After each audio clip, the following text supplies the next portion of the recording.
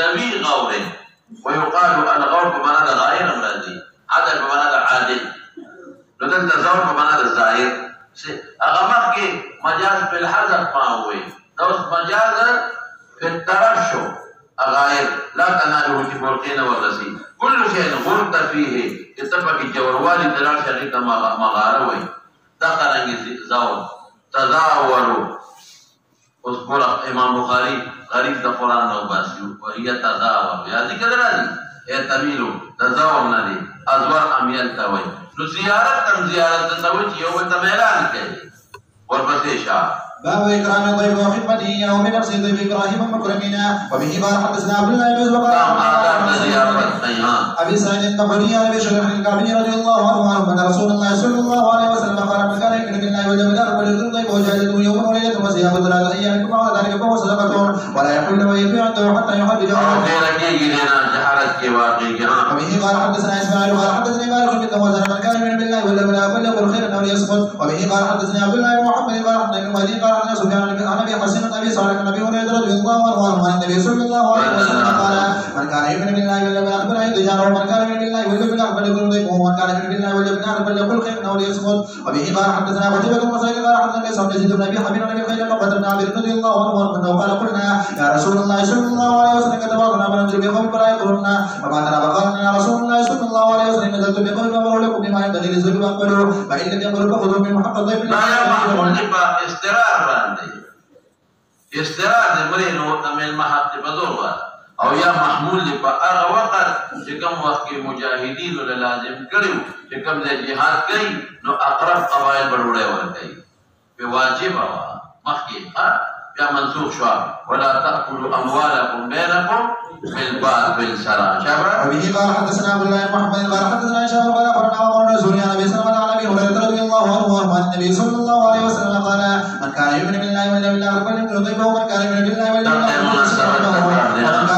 واليوم الاخر فليقل خيرا او ليصمت باب سنة الدعاء وتكلم بلسانه وبه قال حدثني محمد بن بشار قال حدثنا جعفر بن عمر قال حدثنا ابو عميس عن ابي جحفة عن ابي رضي الله عنه قال النبي صلى الله عليه وسلم ابي درضاء فقال سلمان ابي درضاء وابو درضاء متبدلا فقال قالت أقول أبو درضاء يسلم وحدث من الدنيا فجاء أبو درضاء فصنعوا طعام فقال كل من تقي مناسبة سنة له طعاما شافتي قال ما أنا بأكل حتى ذا ولا ببيت أمالك فلما كان أولاد الحجاب نمر من يوم الكلام هذا أستاذ تلا فقال نبنا ثم ضرب يقول فقال نبنا ما كان من آخر الليل قال سلمان قم بالله وصلنا قال له سلمان إن ربك عليك حق ونفسك عليك حق ولذلك عليك حقا فأعطوا كل ذي حق حقه وآتى النبي صلى الله عليه وسلم ذكر ذلك له وقال النبي صلى الله عليه وسلم صدق سلمان وهو يكره من الغضب والجهل بس که ملمو خیالی کڑا دی پسر ہے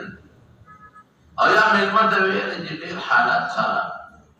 فریادون دا غمق کے شورو کے که بس ملمو خیالی کنا کونڈای دا دلاز که یوزی دی ابا نکے چیسا ما حضر دا سری تبقبل اخرین ملمو لورکا والبسيشة وبه قال حدثنا عياش بن وليد قال حدثنا عبد الله قال حدثنا سعيد بن جبير عن ابي بكر عن عبد الرحمن بن ابي بكر رضي الله عنه وعن ابي بكر الصديق رضي الله عنه قال يا عبد الرحمن المكي يودا لنا شابسي دون اسئله شبيل كان شابسي فاني مطلب الى النبي صلى الله عليه وسلم بعد اخر الصحابه تقسيم ابو بكر الصديق يودا لبوتا عبد الرحمن توجد دون قال يا فقا خذ سيافك ويخلى أخشتلتا يقول تيبولا فإني منطلق إلى النبي صلى الله عليه وسلم حضور الباك لهم فافرق لأن فارق من المسيح الذين قيل من المسيح توي قبل أن أجيء أما كذا غير كذا لا كلمة فانطلق عبد الرحمن بهم فأتاهم ما بما عنده وجد خوراك وسلوا وتكي خوضا فقال ادعموا خرين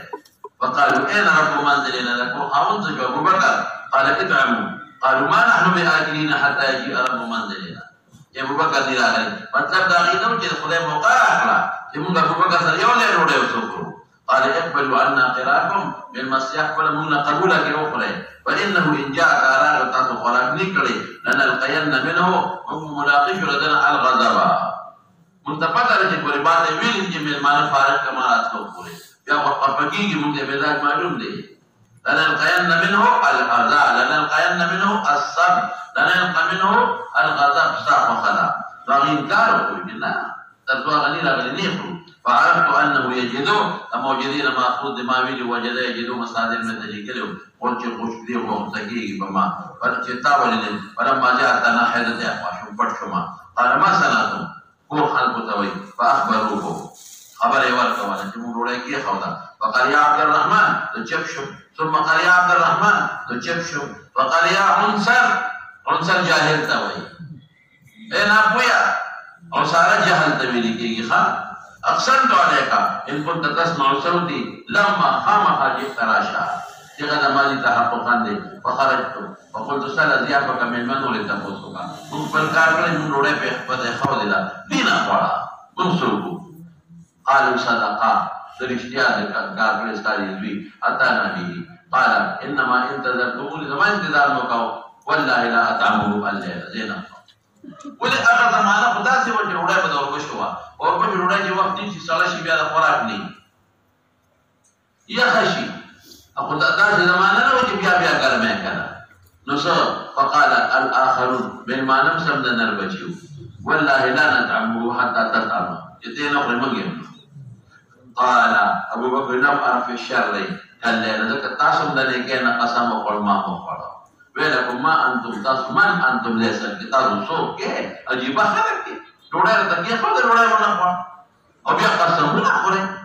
الا تقبلون عنا قراكم هذا روى الرحمن طعامك وجاء به فوزع يده فقال بسم الله الاولى ربيح الشيطان ما لم غسل على تاسل يا الاولى ربيح الشيطان كتاب باندې روړې بند کړه لکه واجب چې مخره ویشه به واکلا واکلو نو ګور من مخکې غوسه نی پکا غضب نی پکا ورپسې کا فبقول سبيل صاحبه لا كل حتى تاكل في حديث وبه قال حدثنا محمد بن المثنى قال حدثنا ابن ابي عدي ناصر قال عن ابي عثمان قال عبد الرحمن بن رضي الله عنه وجاب بن جزء منه قال او يزيد منه امسى عن النبي صلى الله عليه وسلم فلما جاء قالت له امي احتبست عن ذلك يا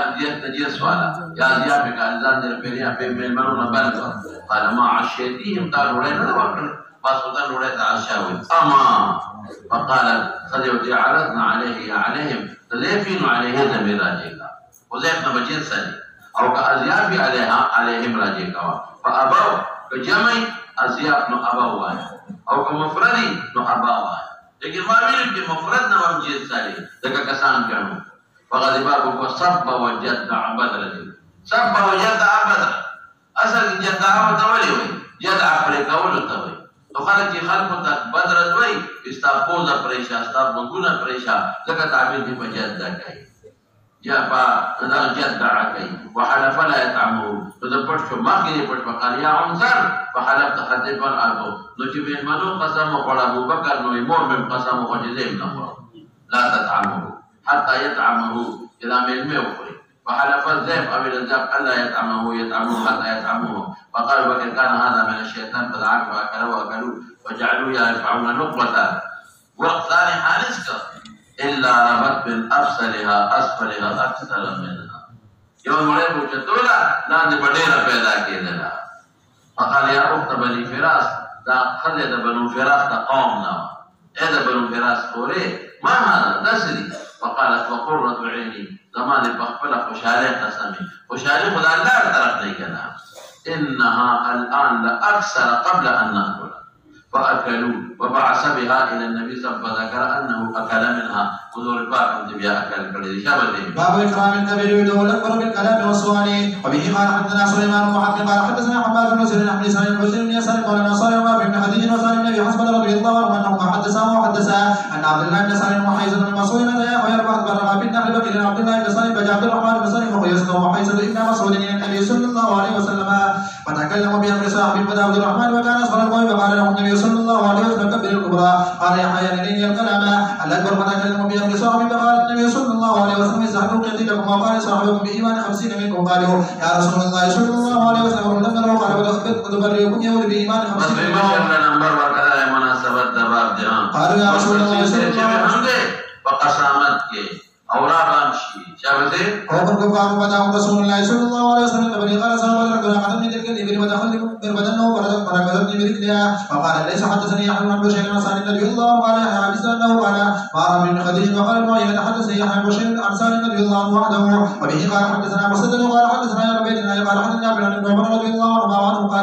قال رسول الله صلى الله عليه وسلم اخبرنا بجلة من كامل مثل المؤمنين مثل المسلم دون يأكل كل حين بإذن ربها ولا تحد ورقها فوق بنفسه النخلة فحديث أن نتكلم وثم بكر وعمر فلما لم يتكلم قال النبي صلى الله عليه وسلم هي النخلة ولما أحدث ما بقول يا أبتا وقع في نفسه النخلة قال ما مركت تقولا لو كنت قلنا كان أحب إلي من كذا وكذا قال ما معنى ولا أبا بالمناسبة شهادة أغفى خپل زعم کې خرکار کړی دی څه چې مشر لن د وجنه دا کړی دی جواب نه دی ور مشر اکرام یې کړی لیکن عمر کا ورته وینا په خپل سوچ کې دی چې دې کې حیا نه وکړو شابه تکلم ما فکرت باو ما يجوز من الشيء ورجع فدا يوم ځان په کومه نشته شعر او رجس کې سفر او خدا کې سفر شعر ستوي كلام موزون مقفل خرج بقصد كلام موزون وزن ولي مستفعلون وفاعلون وفاعلات دا ما ویلو طالبانو ته من فوضى اوس مې شوی دی تاسو پیږئ فکر او مې شوی دی بالکل نه نو شوی دا مولانا عبدالجمیل صاحب رحمت الله علیه نه ویل ډېر زبردست دی هغه دا ولدان داسې یادو چې حیران بشي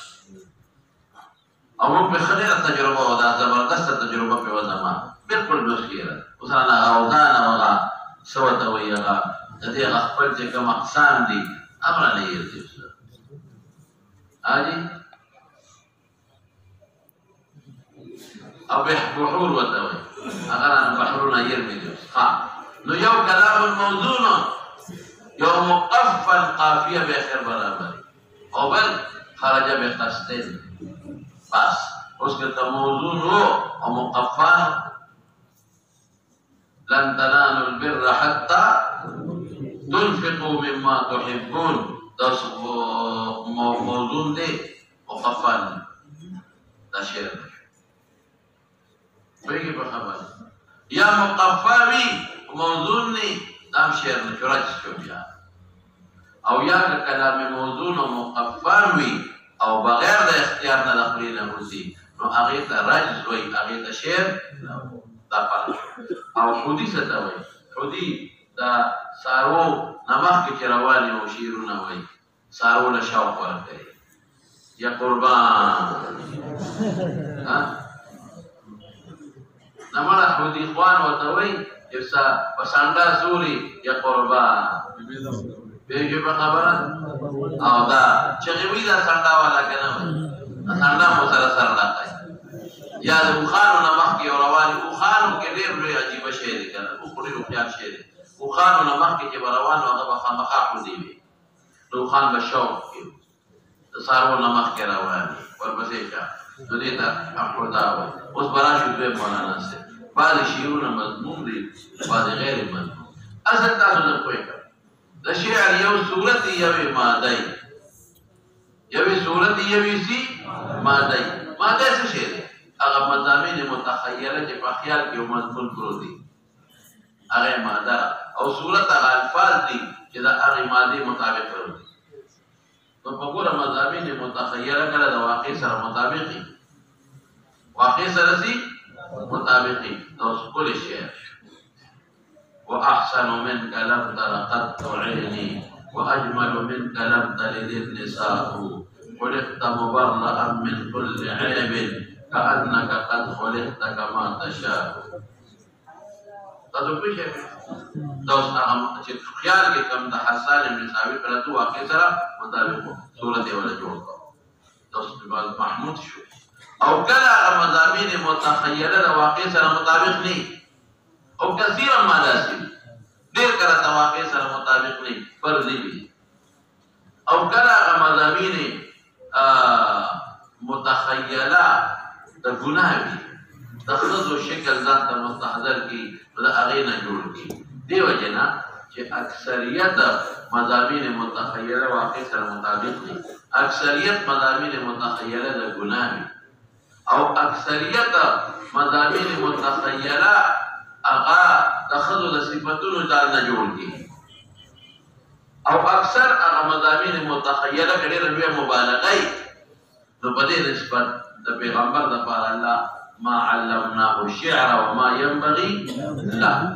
په دې نسبت باندې او که کله هغه مضامین متخیله د واقع سره مطابق بیا خو خیر دی. بس زه به فیصله درته وکړم. عایشه صدیقه وایي د هغې قول دی حدیث مرفوع نه دی. ګورې دا ښه هلک وایي مرفوع دی خو دا مرفوع نه دی. الشعر کلام حسنه حسن وقبیحه. بل شعر کې ترنم هم ویلی شي. پرون چا پیپلا نه کوي ترنم خو صحیح ده په خوشته آواز. شعر په دوه قسم ویلی شي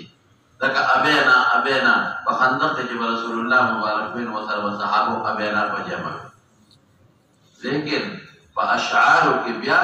د فاسقانو فاجرانو د کافرانو سره تشبیه په هر څه کې معنا ده. من تشبه بقوم فهو منهم. نو که داسې شعرونه وي چې هغې کې د لوبو تشبیه وي، هغې کې د سندرو تشبیه وي، هغې کې د ډرامانو تشبیه وي، بیا حرامه ده. ګورې په هیئت کې په وینا کې هم د ډمانو سره تشبیه نه کوي چې وینا یې په داسې انداز کې چې هغې کې د ډمانو تشبیه وي، هغې کې د ښځو تشبیه وي، هغې کې د موسیقۍ والا تشبیه وي. نو هغې نه منله. تا خو بانګ هم په د موسیقۍ په شکل نه وی مننه کړې ده. اذان هم که د موسیقۍ په شکل وی نو ممانعت راغلی. نو نن سبا بعضې نعتخوانان شعرونه وایي او د ډمانو په طرز یې وایي او د لوبو سره تشبیه ورکوي. دا ګناه ده. دوی درته یو خبره کوم مولانا، دې نه ځان ساتئ، دې نه ځان ساتئ. قسم په خدای زه خو دغه انسان په ایمان یېږم. هغوی ډولګې او ډول او سرنا خو منلي. نو چې نعت وایي نو اللهو ورسره په داسې انداز وي لکه د ډول. هغه د ډول ارمان د لفظ د الله باندې راځي. د ډول د ډنګ هغه اواز په چا باندې پوره کوي هغه ارمان. نو لفظ د الله نه ته د ډول اواز جوړی. زه خو په ایمان د دې سړي یېږم. الله نوم دومره مهان شو، دومره د الله نوم ته لاندې وغورځو چې دې د ډول د ډنګ په ځای استعمالوي، د یو قبیح شي په ځای استعمالوي. د الله د نوم نه د موسیقۍ تشبیه جوړی. الله د نوم نه د موسیقۍ تشبیه جوړی. د الله په نوم د موسیقۍ ارمان راځي. پایي د خدای ځای، پایي د خدای ځای. دې په ځای ډول وه. ډول خو جایز دی. ما د طویل د خوشحالۍ په موقع تمبر وه. د خوشحالۍ په موقع جایز دی، منع خو نه دی. لیکن ته د خدای د نوم نه ډول جوړی، د ډنګ اواز ورکوې. هاي هاي الله خو ځان یو خپل ذکر دی. هغه خو ذکر نزولي سعودي ځان دی او خپل حقیقت او سوچ دی. نو دې نه لږ ځان ساتئ. نور ترنم جایز دی، دوه اوازونو باندې جایز دی، خو خپل حد هر شي د خپل حد دننه چې د جومات حد تک رانه شي، بېعزتي رانه شي، تشبیه د ډمانو سره رانه شي، رفع وغیره. دا خو تشبیه د ډمانو سره ده. یا مصري خلک وایي دا خو د ډمانو سره تشبیه ده، یوازې ترنم خو نه دی. ډمانو سره تشبیه حرامه ده. من تشبه بقوم فهو منهم. احادیث څه شو؟ او یا په داسې انداز ویل چې د الله د نوم هتک او توحید راځي. دې نه ځان ساتئ. ځه اوس ورپسې مولانا وقوله تعالى والشعراء يتبعهم الغاوون الى قوله شاعران دي يتبعهم الغاوون. دا اکثریت یادوي. دا ګمراهان ورپسې وي. الى قوله ينقلبون في كل لغو يخوضون لهوا عبس کې وي ځان له سوچ کې مضامین متخیله دروغ جوړ کړي. ای کې خو وي او الفاظ ولا جوړ کړي. اکثریت ولدا دي. نو حاصل هغه یو بادشاه هغه وی چې شاعران د راشد محمد حجیب کې نام ورکړو. ام شاعران او په خوا د قصیدې وی د بادشاه نو مداري خوښه یو شاعر یو پکې د فعلی وسره لاړ.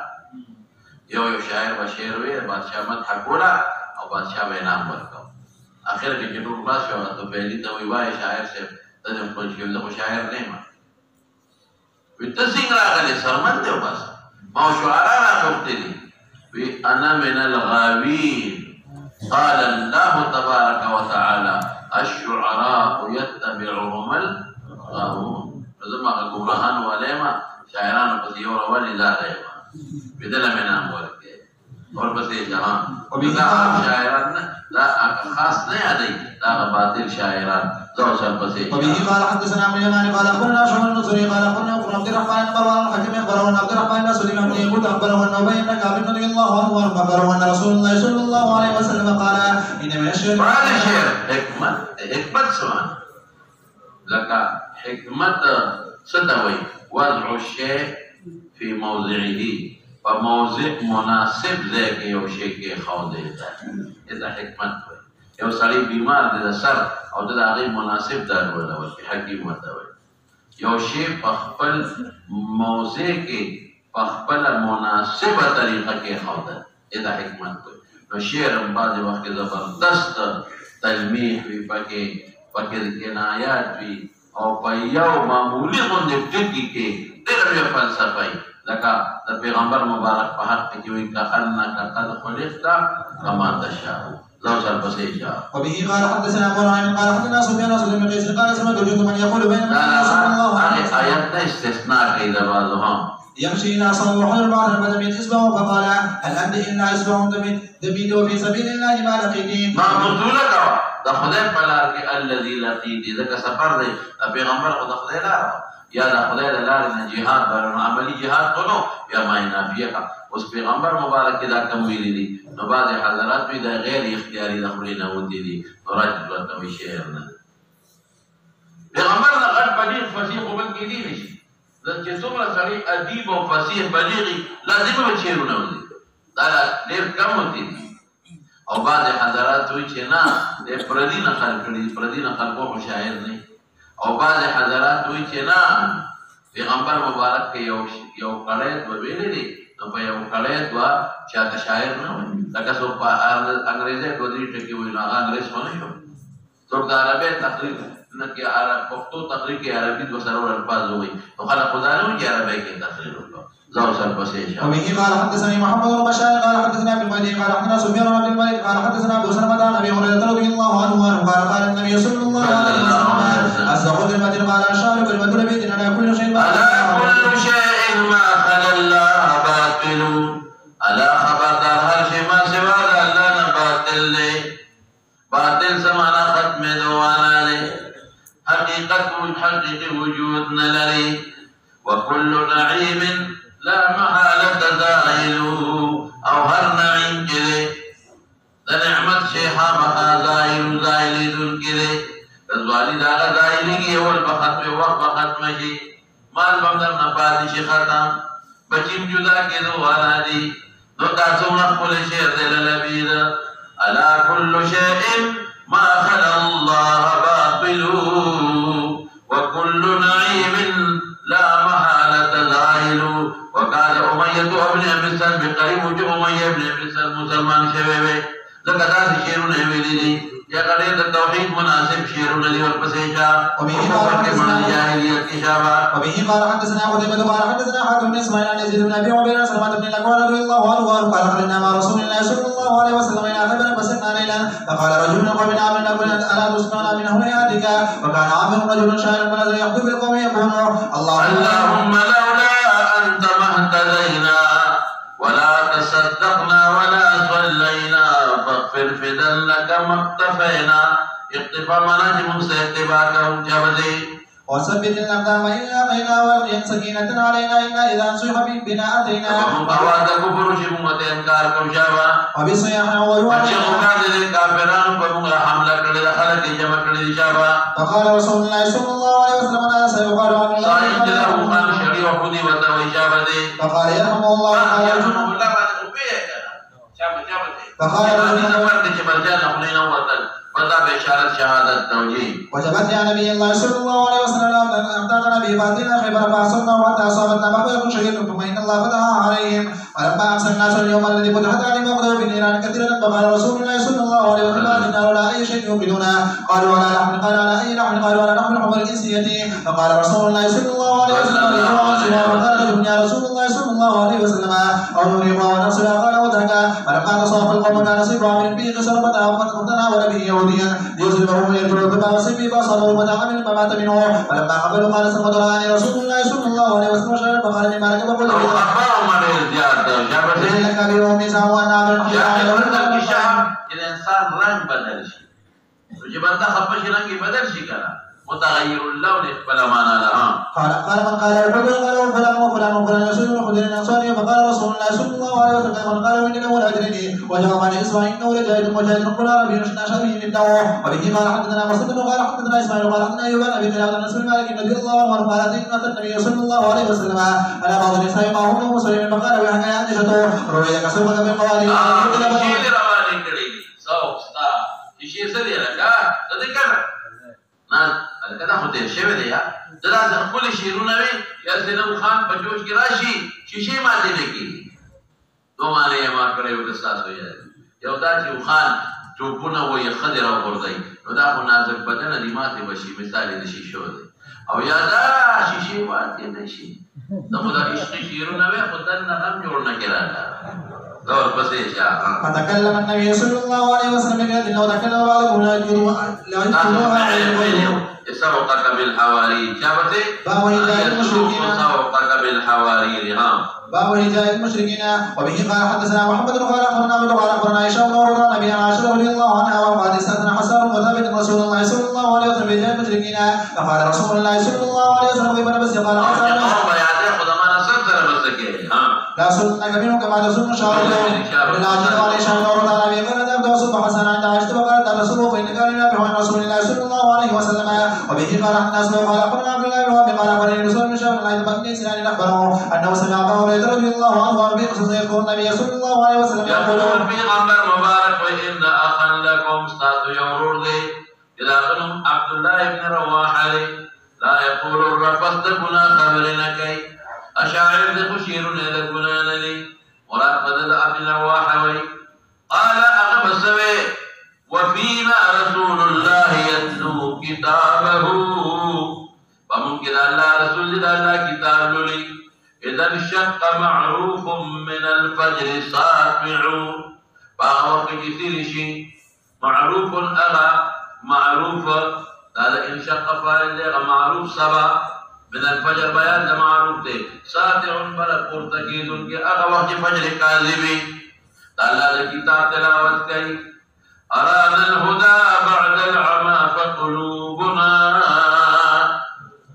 أرانا الهدى في غفر منت هداية فاستقم راهنا فقلوبنا به موقنات أنما قال واقعون درنا به ولا هداية باندي ويا به في غنبر باندي يقل رنكري كأنما غسي قال كذي في غنبر وإلي واقع كذن كذي يبيت يجافي جنبه عن فراشه إذا استثقلت بالكافرين المضاجع يبيت شفتي ريلري بأرض دبسترنا أرض لري بكلا إدراري شبا كافران مملاس مضاجع دمزيا دمزدري میں میرے إباغي ملاس إدراري شكا خير وقت شبيري مغي أغوى كيودي شودي بيدار كلا يدي والبسيط مولانا تابعه غير النزوني وقال سبيل عن الزوري عن سيد بن عبد ابي هريره رضي الله عنه وبه قال حدثنا من يمان قال حدثنا شعيب بن الزوري قال حدثنا اسماعيل هذا يونس متابع مولانا سے عن محمد بن ابي ذئب عن ابن شهاب عن ابي سلمة بن عبد الرحمن بن عوف انه سمع حسان بن ثابت الانصاري يستشهد ابا هريره رضي الله عنه فيقول يا ابا هريره اشهدك الله هل سمعت رسول الله سم يقول يا حسان اجب فوق النبي السلام جواب ورد حضور پاک طرفنا ان دفاعك اللهم ايده بروح القدس ابو هريره نعم بالكل هذا كبير خلق وجهنا رسول الله صلى الله عليه وسلم عن تناشد الاشعار في المساجد دا خلق ته په جمعه کې شیرونه پیغمبر معنا کړی دا ورپسې اشاره. وبه قال حدثنا سليمان بن حرب قال حدثنا شعبة عن علي بن ثابت بن البراء رضي الله عنه ان النبي صلى الله عليه وسلم قال لحسن وجوه وقال هاجم وجبريل معك فهو يكره ان يكون الغائب والانسان ګور پته ولګي چې کوم خشيرونه سوځي دا جبريل وته بدل کې القا اته پیږي په خبره ورپسې اشاره. حتى يصده عن ذكر الله ولا يكون غالب انسان شي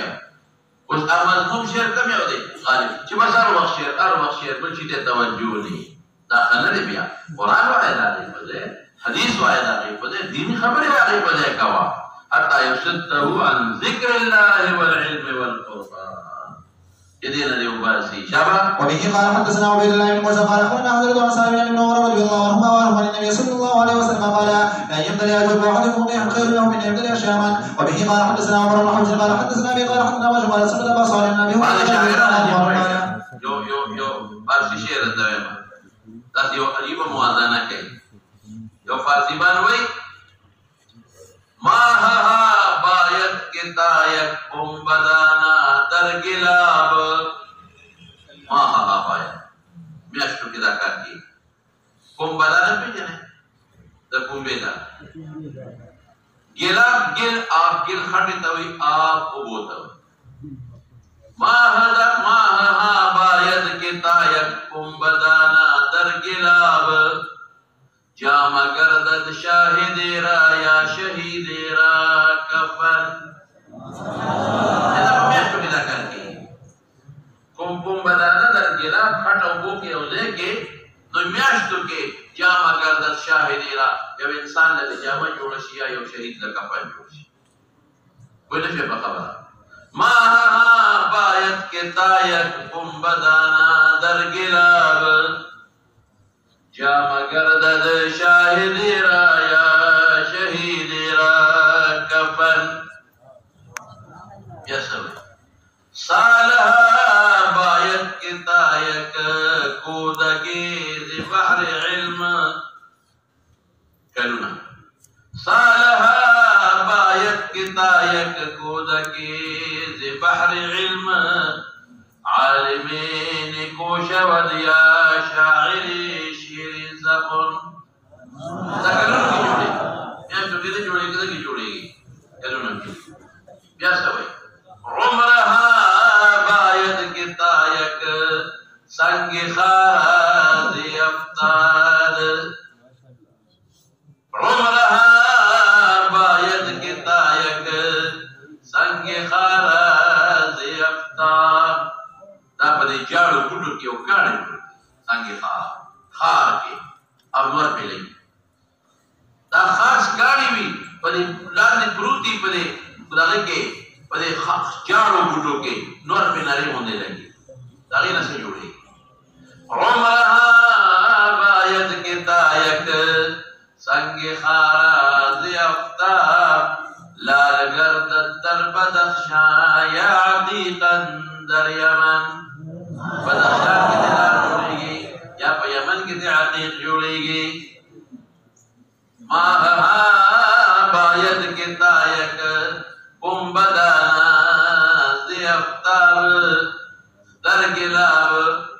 ماہا باید کتایک بمبدانا در گلاب یا مگردد شاہد را یا شہید را کفن صالحہ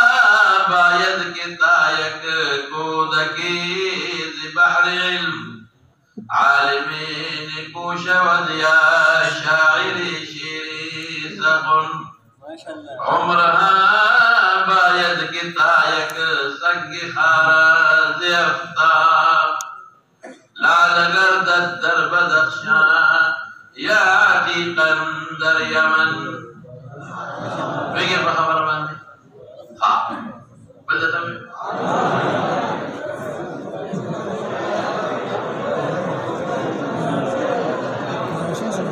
عجوز ترجی ان تکون فتیتا عجوز یو بڑے دا ہمیں ترجمانہ دوانا جوڑا شئی عجوز ترجی ان تکون فتیتا وقد لحب الجنبان وحده دب الزهر دا خاون خدي ته وي خدي ګډه وا نو خاون ورته وي عجوز ګډه ترجي ان تكون فتيه امید لري چې ځوان شي وقد لحب الجنبان بختين نوتري وحده دب الزهر شيكي كشويدا تيجا وزارة جولي عجوز ترجي أن تكون فتية وقد لحب الجنبان وحده دب الزهر تدس إلى العطار سلعة بيتها عطاري ده كور سامان چلائي عطاري ده سوڑي تدس إلى العطار سلعة بيتها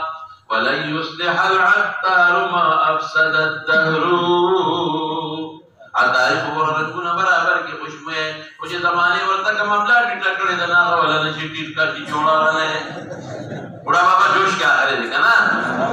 بڑا تاوی تنگا شاوسا وما ذرني إلا خزاب بكفها وكحل بعينها وأنيابها الصفر بنور تكليف ناكي خدا تكليف ناكي وما ذرني إلا خزاب بكفها فدي خفه مجلال بنباني نكري دي وكحل بعينها استلو كرانجا جولي دي وأنيابها الصفر أو دار خالد غابنا نشتا بڑا کمال ہوگا کیا وہ تو بڑے بابا ہو رہے ہو رہے عجوز ترجي أن تكون فتية وقد لحب الجنبان وحده دب الزهر تدس إلى العطار سلعة بيتها ولن يصلح العطار ما أفسد الدهر وما ذرني إلا خذاب بكفيها وكحل بعينها وأنيابها الصبر بڑے وٹنگ شاوس بڑے سوئی وٹنگ شاوس ما يتادري ولا ما يورا توي ألم تر أن الناب تحلب علبتان بتنقري اوخل بشلكيگي يو جام وليد اوخل ډېر بډای شي نه بډای کو خېتا وای ډېر بډای شي بیام یو لوخي د پيو ورکای بیام یو لوخي د پيو ورکای ويترك سلب لا ذراب ولا زهر او چې مخزور شي لا ذراب نه پوخه ختی شي خشاب به وړي شي ألم تر أن الناب تحلب علبة ويترك سلب لا ذراب ولا زهر بيجي بخبره شيئان عجيبان أبردان من اليخ شيئان عجيبان أبردان من اليخ شيخ يتصبى وصبي يتشيخ أغالك كده بلاغانو فيقي كي أغبلا إذا لكانو فيقي كي خذي قولي إذا المكيرا ويجي بخبر بس أتوه نعمل بردي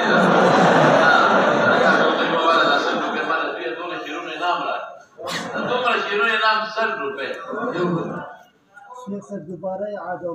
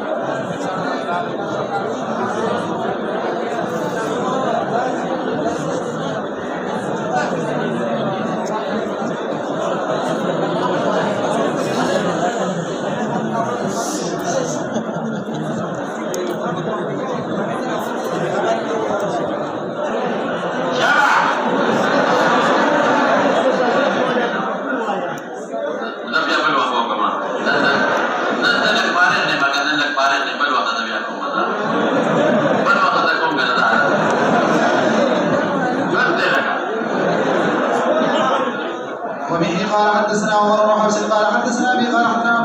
الله صلى الله عليه وسلم قال رسول الله صلى الله عليه وسلم لا يمتلئ جوف رجل قيل حتى يبيع خير من ان يمتلئ شعرا باب قول النبي صلى الله عليه وسلم الذي منك وقرا حلقا وبه قال حدثنا يا محمد بن قال حدثنا ليس مقيلا بن هشام وروى عائشه رضي الله عنها سورة قوله المنافق تغير أزواجها قال إن ابنها هابل المعيس استأذن علي قال ما وصل الحجاب فقلت والله لا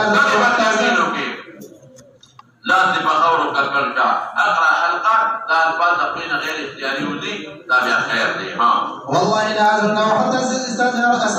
رسول الله صلى الله عليه وسلم فإن أخذ بالقعيس ليس فرضاني ولكن أرضعني امرأة بالقعيس فدخل علي رسول الله صلى الله عليه وسلم فقلت يا رسول الله صلى الله عليه وسلم إن الرجل ليس فرضاني ولكن أرضعني امرأة قال إذن له فإن أمك تربت يميني قال أعوذ بذلك كانت عائشة تقول حرمه من الرزاق ما يحرم من النسب وبه قال حدثنا أبو قال حدثنا شعوذ قال حدثنا حكم عن إبراهيم بن أسود عن عائشة رضي الله عنها وقال على النبي صلى الله عليه وسلم أن يكبر من عصبية على باب مثبت الوالد أن يقال بيت وعليل زمان أو كلمة بتنن ويجو بيا بيرتو يبقى فيودار من بيوتو يوكري فيودار أجر ببجو بكتا كتو من يوكري هذا تبلو فيمزا لأن حاضر قال أقرأ قال وكل كل شيء كان حابس ثم قال أكون جابت يوم النحر يعني طوافا قال قال من بني إذا فهو ما جاء في زعمه وبه قال زعمه مولانا سيبه اصل کی مولانا صاحب بعض خلق کی کنا اغوی کې دا باطل خبره کوي کنا ځان دا یو خبر پچا الزام لګي نو دا دروغونه چې ځان بچ گئی نو یزعمو خلق دا ځان خبره خپل ولا پته چې استعمالي دا بچا نو یزعمو نو ځان بچ گئی کته چې دا خپل نه خلق وي او بیا ځان مړه خلق څه باطل خبره دیر داڑے روخیار سالی دا لفظ خلق دا غلط خبری کئی نو گورا دانم بچ کی چی غلطی او خبرم مشہوری او ببلی مورواری دانم بچ کی چی غلطا او خبرم پردے پراپیگرنا مشہوری کی دوسر پسیشا وبه قال حدثنا عبد الله بن مسعود عن مالك بن نزل مولى عمر بن عبيد الله انما ورد مولى ام علي بن ابي طالب اخبره انه سمع ام علي بن ابي طالب رضي الله عنها وعنه تقول ذهبت الى رسول الله صلى الله عليه وسلم فقد وجدته يغتسل وفاطمه ابنته تغتسل فسلمت عليه فقال من هذه فقلت انا ام علي بن ابي طالب فقال مرحبا بام علي فلما فرغ من غسله قام وصلى ثم ركعات مدرعه في ثوب واجب فلما وقلت يا رسول الله صلى الله عليه وسلم قول باطل تقول زعم اغتم من قول حقك استعمالي او کله یو لفظ باندې چې د نسبت هغه ته خطا وي او زعم دلته کې وسو چې دا خبره ټیک نه ده دا مناسب نه ده چې ما یو چا امن ورکو دی ولا امن خرابای انه قاتل رجل قد اجرته فلا نقول بين فقال رسول الله صلى الله عليه وسلم اجرنا من اجرت يا امه قال ضمان وذاك ضمان لو ما جاء في كل رجل ولا قال طبعا دې معنی ویلې وادي په جهنم کې مې ویلو افسوس باندې مې کړې و یاد دي او عذاب باندې مې کړې و ادور پسې چې وبه قال حدثنا رسول الله صلى الله عليه وسلم عن قتادة رضي الله عنه أن النبي صلى الله عليه وسلم قال رجل يسوق بدعا قال إن أبا ترك قال اركبها قال إن أبا ترك قال اركبها ويلك وبه قال حدثنا قتيبة بن سعيد مالك بن أبي سعيد چې مې ویل عذاب له استعمالي کې وه تعجب لا یا ویل قریب عذاب تا نه وه قریب عذاب تا تیر وته وه واقع عذاب تا ویل قریب تا یا وه مستحق الوړ مې ویل واقع عذاب کې وه قریب یا ویل مستحق عذاب او وه مستحق عذاب نه اسه ولا زجر ورکه أن رسول الله صلى الله عليه وسلم رجلا يسوق بدنة فقال اركبها قال يا رسول الله صلى الله عليه وسلم إن بدنة قال اركبها ويلك قال بسنته وبالثالثة وبه قال حدثنا مسدد قال حدثنا حماد عن ثابت البناني عن أنس بن مالك رضي الله عنه وأيوب عن أبي قلابة عن أنس رضي الله عنه قال كان رسول الله صلى الله عليه وسلم في سفر وكان معه غلام له يقال أنشة يحضر فقال له رسول الله صلى الله عليه وسلم أنشة رؤيتك بالقواعد تعجبها وبه قال حدثنا موسى بن اسماعيل قال حدثنا وهيب بن خالد بن عبد الرحمن بن عن ابي رضي الله عنه قال اسنى رجل عن رجل رسول الله صلى الله عليه وسلم قال ويلك اخذت ونقى اخي قد رات من كان منكم لا محل فليقل احسن فلان والله حسيبه ولا ازكي على الله احدا ان كان يعلمه. وبه قال حدثنا عبد الرحمن بن ابراهيم قال حدثنا وليد بن سعيد الزهري عن ابي سلمة والضحاك عن ابي سعيد الخدري رضي الله عنه قال بين النبي صلى الله عليه وسلم يخرج يوم قسما فقال ذو رجل من بيت يا رسول الله وقال ويلك من يعذر اذا لم اعذر. فقال عمر اذا لم يلزم ربه فقال لا ان له اصحابا ياكل احدكم صلاته مع صلاتهم وصيامه مع صيامهم يمرقون من الدين كما القسم من الرميد ينظر الى نسله فلا يجد به شيء ثم ينظر الى نسابه فلا يجد به شيء ثم ينظر الى نضيه فلا يجد به شيء ثم ينظر الى قدره فلا يجد به شيء ثم قد